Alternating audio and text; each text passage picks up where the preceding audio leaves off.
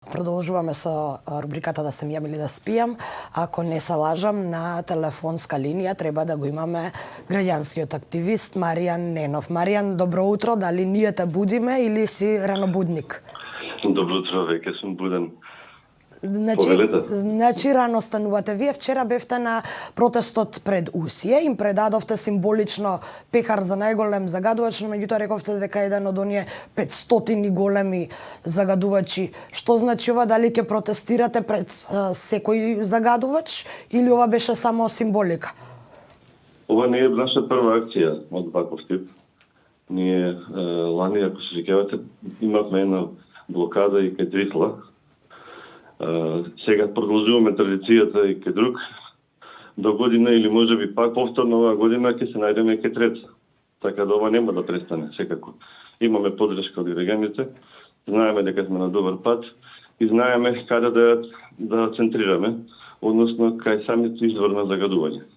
Ненов, подолу во програмата во Скопски агол и мојата колешка Елизабета ќе говори со твоја соборка на истата тема, меѓутоа она што сакам со тебе да го поразговараме ти беше и, ако можам да кажам, на челна позиција во војната против Балкан Енерджи груп, кога се боревте, протестиравте секоја сабота, ако не се лажам, за исклучените од парно да не го плаќаат оној паушал. Да поразговараме малку за граѓанскиот активизам. Вродува ли со плод? Се стигнува ли преку граѓански активизам полесно до правда?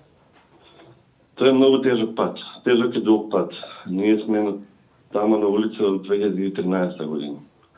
Тој мораше да се променат некои политички ситуации во државата, па да дојдеме до саканата цел. Односно, ние се уште не сме постигнале крајната цел, а тоа е слободување на сите граѓани. Ако погледнеме на назад, ние негде успеавме да смениме правила на регулаторна комисија за енергетика. Не онака како се сакаме ние до крај, меѓутоа делимично, и успеавме негде 2/3 од граѓаните да ги ослободиме од таков паушал, односно од давачка за која што ништо не добиваат и која што не е регулирана со закон. Тоа е противуставна давачка.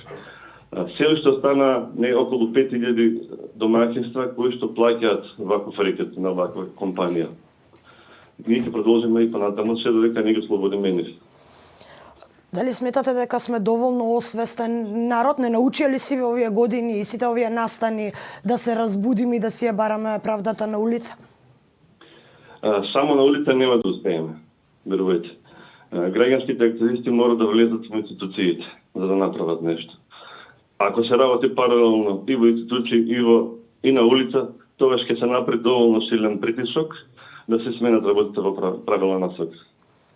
Дали партискиот активизам се обидува да го компрометира граѓанскиот? Пред се мислам на она инсталација на провокатори или пак на она злоупотреба од страна на партиите за своите цели?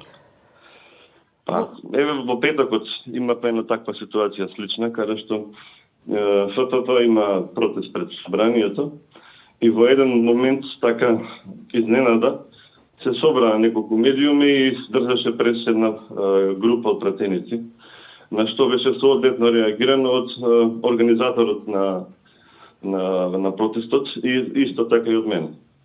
Да, точно дека сака да злоупотребат такви ситуации и ние ќе реагираме жестоко во тој случај. Само уште едно прашање за крај. Се активираат ли граѓаните од солидарност или само кога се директно засегнати? Каков е вашиот впечаток? Па најповеќе се активираат кога имаат проблем граѓаните. Сега кога беше блокадата во УСИЕ, дојдоа граѓани од околните куќи и ќе окажаа проблемот маката пред камерите. Тоа им беше нимата шанса и некој немаше да добие таква шанса. Ненов, ти благодарам за ова утринско вклучување, ти посакувам убав ден. Пријатен ден и на вас.